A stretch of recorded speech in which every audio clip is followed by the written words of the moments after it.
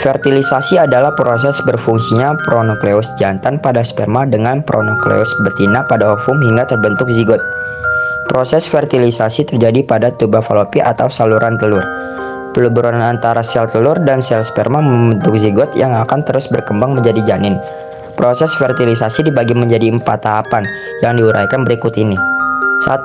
Penetrasi sperma. Oosit sekunder mengeluarkan fertilizin untuk menarik sperma agar mendekatinya. Sperma harus menembus lapisan-lapisan yang mengelilingi oosit sekunder dengan cara mengeluarkan enzim hyaluronidase untuk melarutkan senyawa hyaluronid pada korona radiata. Kemudian akrosin dikeluarkan untuk menghancurkan glikoprotein pada zona pellucida dan antifertilizin agar dapat melekat pada oosit sekunder. 2. Proses di sel telur. Sel-sel granulosit di bagian korteks oosit sekunder mengeluarkan senyawa tertentu agar zona pellucida tidak dapat ditembus oleh sperma yang lainnya. Penetrasi sperma akan merangsang sel telur untuk menyelesaikan proses meiosis 2 yang menghasilkan 3 badan polar dan 1 ovum. 3. Setelah penetrasi. Setelah sperma memasuki oosit sekunder, inti atau nukleus pada kepala sperma akan membesar dan ekor sperma akan berdegenerasi.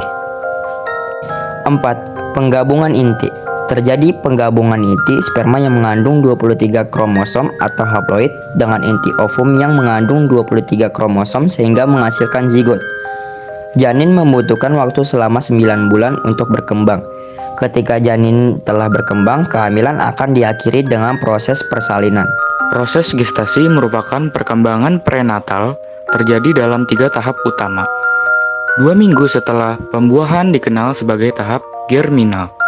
Lalu, minggu ke-3 sampai minggu ke-8 dikenal sebagai tahap embrio. Dan waktu dari minggu ke-9 sampai kelahiran dikenal sebagai tahap janin. Yang pertama, tahap germinal.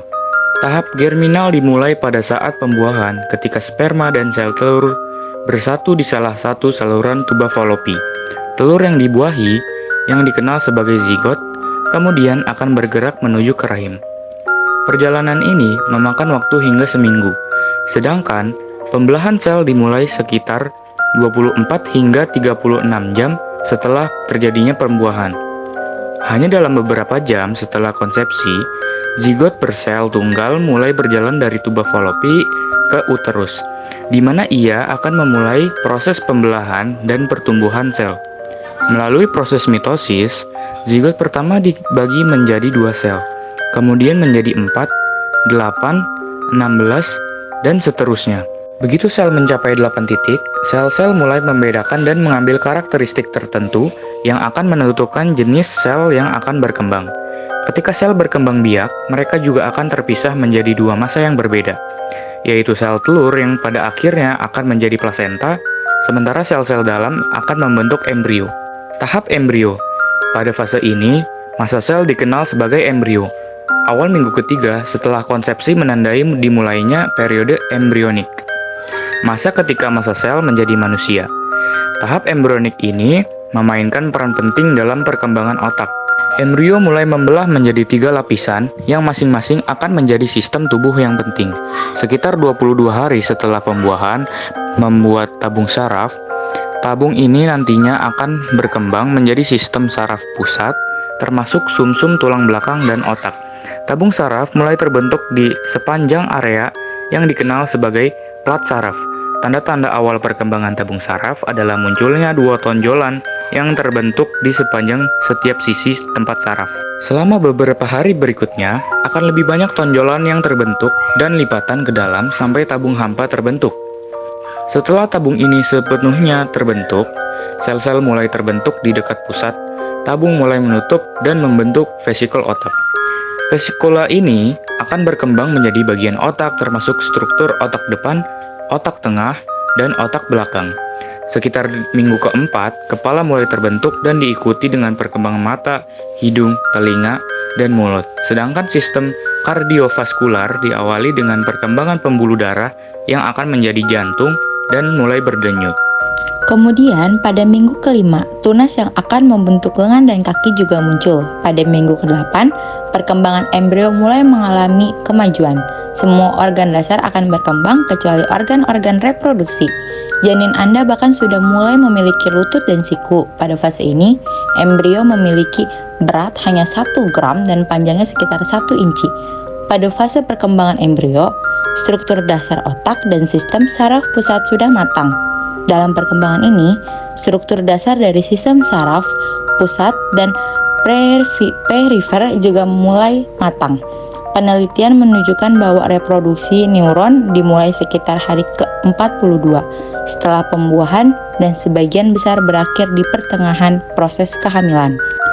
Ketika neuron terbentuk, mereka akan berimigrasi ke berbagai area otak. Setelah mereka mencapai lokasi yang sesuai, mereka mulai membentuk jaringan dengan sel-sel saraf lain dan membangun jaringan saraf yang belum sempurna. Tahap janin. Proses kehamilan pada tahap ini berlangsung paling lama ditandai dengan perubahan dan pertumbuhan yang luar biasa. Di bulan ketiga kehamilan, organ reproduksi mulai terbentuk dan pada akhir bulan, semua bagian tubuh akan membentuk. Pada fase ini, berat janin akan mencapai sekitar 3 ons. Berat dan panjang janin pun akan terus tumbuh, meskipun sebagian besar pertumbuhan fisik terjadi pada tahap akhir kehamilan. Akhir bulan ketiga juga menandai akhir trimester pertama dalam kehamilan. Selama trimester kedua atau menginjak 4 hingga 6 bulan kehamilan, detak jantung janin akan lebih kuat dan sistem tubuh lainnya akan lebih berkembang. Kuku tangan, rambut, bulu mata, dan kuku kaki pun mulai berbentuk. Ukuran janin pun akan semakin meningkat hingga sekitar 6 kali lipat. Selain perkembangan fisik, otak dan sistem saraf pusat juga lebih responsif selama trimester kedua. Di usia sekitar 28 minggu, otak mulai matang lebih cepat. Memasuki usia 7 bulan hingga kelahiran, janin akan terus berkembang. Berat badan bertambah dan calon bayi Anda sedang mempersiapkan diri untuk menghadapi kehidupan di luar rahim. Paru-parunya juga mulai mengembang dan berkontraksi serta mempersiapkan otot untuk bernafas.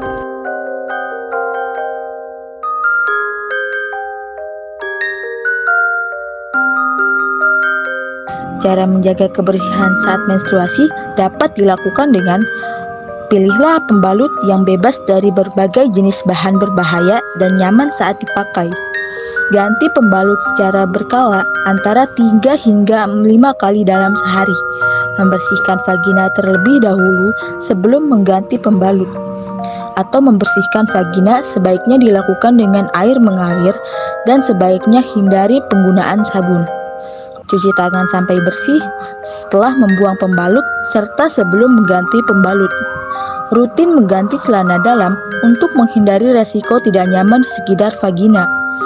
Bagi wanita yang sering mengalami nyeri saat menstruasi, mengompres perut bagian bawah dengan air hangat, melakukan olahraga yang teratur, dan istirahat yang cukup akan membantu mengurangi rasa nyeri. Akan tetapi, bila nyeri terjadi hingga berhari-hari dan mengganggu aktivitas, sebaiknya hubungi dokter untuk mengkonsultasinya. Bagi laki-laki, dianjurkan untuk khitan atau disunat agar mencegah terjadinya infeksi bakteri di penis. Perubahan fisik, psikis, dan emosi remaja pada masa pubertas dapat membuat remaja lebih ekspresif dalam mengeksplorasi organ kelamin dan perilaku seksualnya. Sementara itu, pengetahuan dan persepsi yang salah tentang seksualitas dan kesehatan reproduksi dapat menyebabkan remaja berperilaku beresiko terhadap kesehatan reproduksinya.